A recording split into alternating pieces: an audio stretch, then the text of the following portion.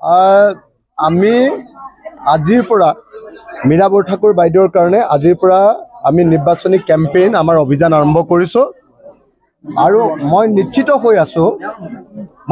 হৈ আছোঁ যে গুৱাহাটীবাসী ৰাইজে এবাৰ মীৰা বৰঠাকুৰ বাইদেউক জয়ী কৰাব।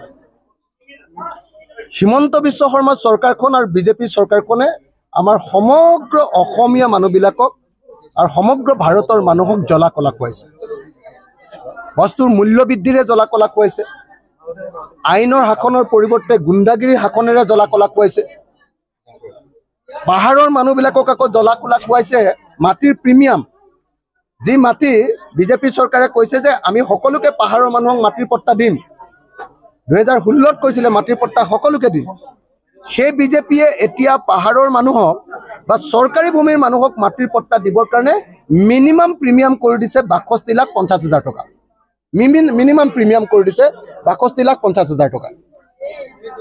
62,50,000 টকা কৰি এজন খিলঞ্জীয়া অসমীয়া মানুহে, পাহাৰত বসবাস কৰা মানুহে মাটি লোৱাটো সম্ভৱপৰ হয় জানো? এইটো অসম্ভৱ। অৰ্থাৎ বিজেপিয়ে হিমন্ত বিশ্ব শৰ্মাই অসমৰ খিলঞ্জীয়া মানুহে যাতে মাটি ল'ব নোৱাৰে, 62,50,000 টকা দিব পাৰিলেতো ফ্লেট এটাই কিনিব ল'ব, ইয়াত পাহাৰত কিয় থাকিবলৈ আহিব? কিন্তু হিমন্ত বিশ্ব শৰ্মাই অসমৰ খিলঞ্জীয়া মানুহে যাতে মাটি ল'ব নোৱাৰে তাৰ কাৰণে অসমৰ মানুহক বঞ্চিত কৰিবৰ কাৰণে, ভূমি অধিকাৰ যাতে অসমৰ মানুহে পাব নোৱাৰে তাৰ কাৰণে এই কাম কৰিছে। সেইকাৰণে আমি এবাৰ প্ৰতিশ্ৰুতি দিছোঁ ৰাইজক যে ইতিমধ্যে আমাৰ যি লোকসভাৰ নিৰ্বাচন উজনি অসমত ইতিমধ্যে আমি বিজেপিক চাফা কৰি থৈ আহিছোঁ। যোৰহাটত আমি ইতিমধ্যে গৌৰৱ গগৈক জিকাইছোঁ, ডিব্ৰুগড়ত লুৰিণজ্যোতি গগৈক জিকাইছোঁ, নগাঁৱত প্ৰদ্যুৎ বৰদলৈক জিকাইছোঁ। উজনি অসমত বিজেপিক চাফা কৰি থৈ আহিছোঁ আৰু 2026 চনত আমি অসমত বিজেপি চৰকাৰক চাফা কৰি ব্ৰহ্মপুত্ৰত উটুৱাই দিম। এখন নতুন চৰকাৰ কৰিম যি জনগণৰ পক্ষত থাকিব, যি গুণ্ডাগিৰি নকৰে। হিমন্ত বিশ্ব শৰ্মাৰ বিজেপি চৰকাৰখনৰ গুণ্ডাগিৰিয়ে অসমৰ মানুহক কামুৱাইছে। বস্তুৰ মূল্য বৃদ্ধিয়ে অসমৰ মানুহক আৰু কোনো পধ্যে জীয়াই থাকিবলৈ নিদিয়ে। 410 টকাৰ গেছ চিলিণ্ডাৰটো গৈ 1152 টকা হৈ গ'ল, 3 টকাৰ নিমখ গৈ 30 টকা হৈ গ'ল, 2 টকাৰ মুৰ্গীৰ ডিম গৈ এতিয়া 10 টকা হৈ গ'ল, 1 লিটাৰ মিঠাতেলৰ দাম 70 টকা আছিলে এতিয়া 220 টকা হৈ গ'ল, 1 কেজি মচুৰ দাইলৰ দাম আছিলে 45 টকাৰ পৰা 47 টকা, এতিয়া নৰেন্দ্ৰ মোদীৰ দিনত 1 কেজি মচুৰ দাইলৰ দাম হৈ গ'ল 110 টকা। মূল্যবৃদ্ধিয়ে অসমৰ মানুহবিলাকক কুঙা কৰি পেলাইছে। মানুহৰ উপাৰ্জন বৃদ্ধি পোৱা নাই, মানুহৰ অৰ্থনৈতিক অৱস্থা একদম সাংঘাতিকভাৱে বেয়া। ঔষধৰ মূল্যবৃদ্ধিয়ে অসমীয়া মানুহক দুৰ্লা কৰি পেলাইছে। গতিকে এই মুহূৰ্তত অসমৰ মানুহে সকলোৱে সিদ্ধান্ত লৈছে যে এইবাৰ আমি বিজেপিক পৰাভূত কৰিম। আপোনালোকক মই কৈ দিছোঁ, এইবাৰ নিৰ্বাচনটো আচলতে আমি বিৰোধী পক্ষই বিজেপিৰ লগত খেলা নাই, এইবাৰ নিৰ্বাচনটো অসমৰ ৰাইজে বিজেপিৰ লগত খেলিছে। পাৱাৰ অফ কমন পিপুল, সাধাৰণ মানুহৰ ক্ষমতা এইবাৰ প্ৰতিষ্ঠা কৰিব আৰু আপোনালোকে অদ্ভুত ৰিজাল্ট এটা দেখিবলৈ পাব।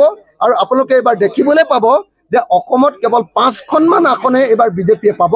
14খনৰ ভিতৰত 14খনে পাম বুলি কৈ আছিলেতো, 14খনৰ ভিতৰত মাত্ৰ 5খনমান আসন পোৱাৰ চান্স আছে। বাকী আটাইবিলাকতে আমি বিৰোধী পক্ষ জিকিম। ৰাইজে আমাক আশীৰ্বাদ দিছে, ৰাইজে আমাক মৰম কৰিছে, ৰাইজে সিদ্ধান্ত লৈছে যে বিজেপিক হৰুৱাব। আৰু সেইকাৰণে মই আশা কৰিছোঁ যে গুৱাহাটীতো মীৰা বৰঠাকুৰ বাইদেউ এইবাৰ জিকিব। বিজুলী কলিতা মেধিক আমি নাম কেতিয়াও শুনা নাই। ইয়াৰ আগত বিজেপিৰ যিগৰাকী কেণ্ডিডেট দিছিলে তেওঁ নিমাতী কন্যা আছিলে আৰু এইবাৰ যিগৰাকী কেণ্ডিডেট দিছে তেওঁ নিমাতী কন্যা। তাৰ বিপৰীতে মীৰা বৰঠাকুৰ বাইদেউ হ'ল অসমীয়া মহিলাৰ এটা সাহসিকতাৰ প্ৰতীক। আপোনালোকে নিজেই ভাবকচোন, য'ত বিজেপিৰ পৰা সুযোগ সুবিধা লোৱাৰ সুযোগ আছিলে তাত ৰুলিং পাৰ্টিৰ পৰা ওলাই আহি যুঁজবাগৰ পৰা মহিলাগৰাকীৰ নাম মীৰা বৰঠাকুৰ।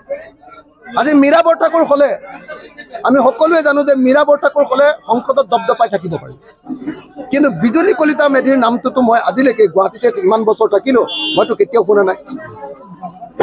সেইকাৰণে আমি আজি গুৱাহাটীৰ মানুহক কৈছোঁ 2026 চনত আমি চৰকাৰ গঠন কৰিম বিৰোধী ঐক্যমঞ্চই, আৰু 2027 চনৰ ভিতৰত গুৱাহাটীৰ সকলো চৰকাৰী ভূমিত বসবাস কৰা সকলো অসমীয়া খিলঞ্জীয়া মানুহক আমি মাটিৰ পট্টা দিম। আৰু প্ৰিমিয়াম হিচাপত খুব বেছি হ'ব যদি 5,000 টকা হ'ব।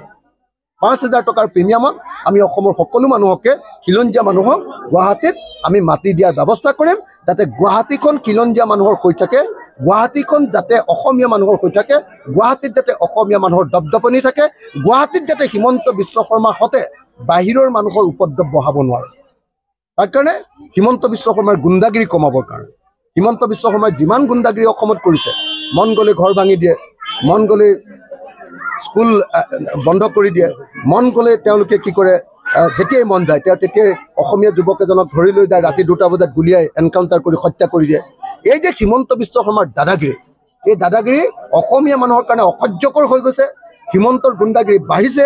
গতিকে হিমন্তৰ গুণ্ডাগিৰি কমাবৰ কাৰণে এইবাৰ অসমীয়া মানুহে আৰু নৰেন্দ্ৰ মোদীৰ গুণ্ডাগিৰি কমাবৰ কাৰণে এইবাৰ অসমীয়া মানুহে নিশ্চিতভাৱে বিৰোধী ঐক্যমঞ্চক ভোট দিব। আৰু এইবাৰ বিৰোধী ঐক্যমঞ্চই বিশাল ভোটৰ ব্যৱধানত এইবাৰ আমি বেছিভাগ চিটতে বিজেপিক পৰাভূত কৰিব। মানে এতিয়া মুখ্যমন্ত্ৰী ফেচৰ কথা পতাৰ কোনো প্ৰয়োজন নাই। প্ৰথম প্ৰশ্নটো হ'ল যে হিমন্ত বিশ্ব শৰ্মা আৰু নৰেন্দ্ৰ মোদীৰ নিচিনা গুণ্ডাবিলাকক, পানী গুণ্ডা এইবিলাক, এই পানী গুণ্ডাবিলাকক প্ৰথমতে শিক্ষা দিয়া, এওঁলোকক পৰাজিত কৰা, অসম আৰু ভাৰতৰ মূল্য বৃদ্ধি হ্ৰাস কৰা, আৰু প্ৰত্যেকজন অসমীয়া মানুহে যাতে মানুহৰ নিচিনাকৈ বসবাস কৰিব পাৰে। GST যি ধৰণে বঢ়াইছে, GSTৰ কাৰণেতো কোনো মানুহে শান্তিত থাকিবলৈ পোৱা নাই। কৰ কাটল যি ধৰণে বঢ়াইছে, আপোনালোকে কোনো মানুহেতো শান্তিত থাকিবলৈ পোৱা নাই। যিবিলাক প্ৰপাৰ্টি টেক্স আছিলে, গুৱাহাটীৰ প্ৰপাৰ্টি টেক্স আগতে যিটো 5,000 টকা আছিলে, এতিয়া সেইটো প্ৰপাৰ্টি টেক্স 20,000 কৰি দিছে। 5,000 প্ৰপাৰ্টি টেক্স 20,000 কৰি দিছে। গতিকে সেইটো এটা ভয়ানকভাৱে ইয়াতে মানে হিমন্ত বিশ্ব শৰ্মাই অসমৰ খিলঞ্জীয়া মানুহবিলাকক একদম কেঁকুৰা চপা দিছে। সেইকাৰণে মই খাটাং যে অসমৰ খিলঞ্জীয়া মানুহে এইবাৰ বিজেপিৰ বিৰুদ্ধে ভোট দিব। উজনিতটো হৈ গ'ল ইতিমধ্যে, আৰু গুৱাহাটীতো একেই ঘটনা ঘটিব। আৰু আমাৰ প্ৰাৰ্থী মীৰা বৰঠাকুৰ বাইদেউ বিপুল ভোটত এইবাৰ জয়ী হ'ব। মানে মই মানে মনোৰঞ্জন তালুকদাৰৰ কথাটোতো বিশ্বাস কৰা নাই।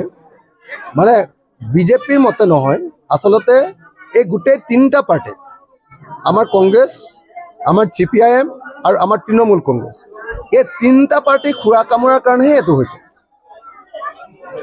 এই 3টা পাৰ্টিৰ খোৱা কামোৰাৰ কাৰণে আমি বাৰম্বাৰ কৈ আহিছোঁ, মইতো স্পষ্টকৈ সকিয়নি দি আহিছোঁ যে 3টা পাৰ্টিয়ে বহিব লাগে আৰু এজেণ্ট কেণ্ডিডেট কৰিব লাগে, আৰু এজেণ্ট কেণ্ডিডেট কৰিলে আমি বৰপেটা সমষ্টিটো পোৱাটো খাটাং। কিন্তু যদি 3জন কেণ্ডিডেট থাকে, ইটোৱে সিটোক গালি পাৰি থাকি লাভ নাই, 3জনৰ গাতে দুখ।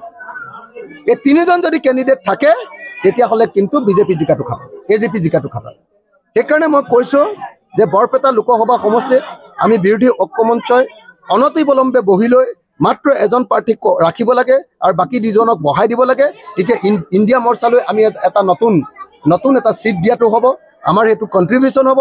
তাকে নকৰি যদি 3জন কেণ্ডিডেটে ইলেকশ্যন খেলি থাকে, তৃণমূল কংগ্ৰেছে খেলিছে, CPIM খেলিছে আৰু কংগ্ৰেছে খেলিছে, 3টা পাৰ্টিকে মই সমানে কৈছোঁ আকৌ দেই, কাকো অকলে গালি পৰা নাই।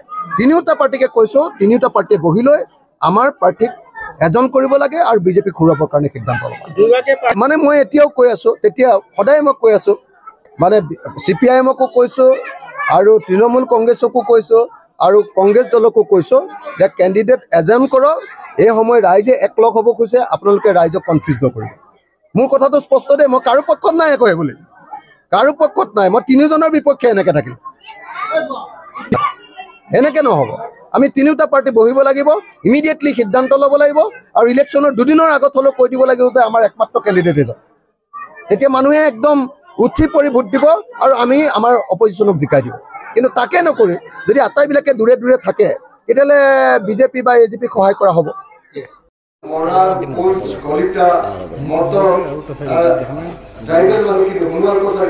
গোটেই অসমীয়া ভাষী মানুহখিনি গোটেইবিলাকে একেলগে এইবাৰ আমাৰ বিৰোধী পক্ষক নৰেন্দ্ৰ গগৈক ভোট দিছে, আৰু বিজেপিয়ে কেৱল হিন্দী ভাষী আৰু বঙালী ভাষী মানুহৰ ওপৰত নিৰ্ভৰ কৰিবলগীয়া হৈছে।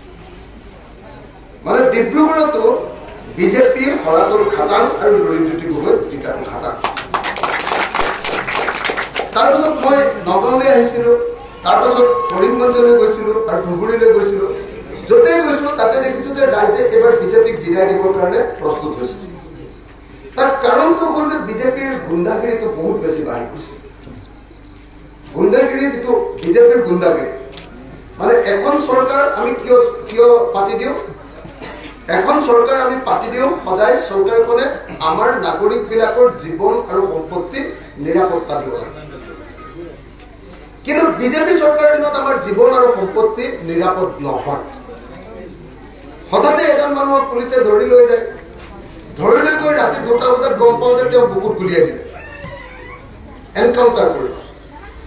তেনেকৈ অসমত হিমন্ত বিশ্ব শৰ্মা চৰকাৰৰ দিনত 82জন মানুহক গুপ্ত হত্যাকাৰীৰ নিচিনাকৈ এনকাউণ্টাৰ কৰি হত্যা কৰি পেলাইছে। এইটো আমি সকলোৱে নিজে দেখিবলৈ পাই আছো। আমি সকলোৱে ভাবি আছো বিজেপি চৰকাৰে কৈ থাকে যে নহয় আমি এই বিজেপি চৰকাৰখন সাংঘাতিক ধৰণে খিলঞ্জীয়া মানুহৰ পক্ষত, সাংঘাতিক ধৰণে খিলঞ্জীয়া মানুহৰ পক্ষত, সদায় ট্ৰাইবেল মানুহৰ কাৰণে আৰু খিলঞ্জীয়া মানুহৰ কাৰণে কাম কৰে। কিন্তু আপোনালোকে নিশ্চয় গম পায় যে বসুন্ধৰা নামৰ যিখন আঁচনি লৈছিলে মাটিৰ পট্টাৰ কাৰণে, সেই বসুন্ধৰা আঁচনিত যিমান ট্ৰাইবেল মানুহে এপ্লিকেশ্যন কৰিছিলে তাৰ মাত্ৰ 11% ট্ৰাইবেল মানুহকে এতিয়ালৈকে মাটিৰ পট্টা দিয়া হৈছে। 11% মানুহকে ইয়াত গছু কি আছে, বৰপেটাৰ মানুহবিলাকে ইয়াত আহি পাহাৰৰ ওপৰত বসবাস কৰিছে, হয়নে? এতিয়া সেই খিলঞ্জীয়া অসমীয়া মানুহবিলাকক যদি কয় যে তোমালোকে 1 কঠা 5 পইচা মাটিৰ কাৰণে 62,50,000 টকা প্ৰিমিয়াম দিব লাগে, এটা পাৰিব নেকি?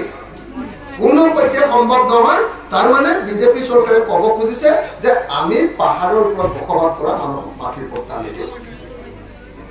সেইকাৰণে আমি আপোনালোকক ক'ব খুজিছো যে আপোনালোকে, মইতো মাজতে গুৱাহাটীখন এৰিয়ে দিছো খোলা কৰি কথা, কাৰণ গুৱাহাটীৰ মানুহে পুৰা বিজেপি বিজেপি বিজেপি বিজেপি ক'ব খুজিছে, হয়নে নহয়? আপোনালোকে সকলোৱে জানে যে গুৱাহাটীৰ পাহাৰৰ মানুহবিলাকৰ অলপ পাখি গজিছিলে, হয়নে? পুৰা বিজেপি বিজেপি ক'ব কৈছিলে, আৰু এতিয়া বুজিছে যে বিজেপিটো কি বস্তু, হয়নে? আপোনালোকে বস্তুৰ দাম কেনেকুৱা বাঢ়িলে আপোনালোকে নিজে দেখিছে। আমি পাহাৰত বসবাস কৰা, শ্ৰম কৰি কষ্ট কৰি খোৱা অসমীয়া মানুহৰ প্ৰত্যেকজনে বুজি উঠিছে যে এটা গেছ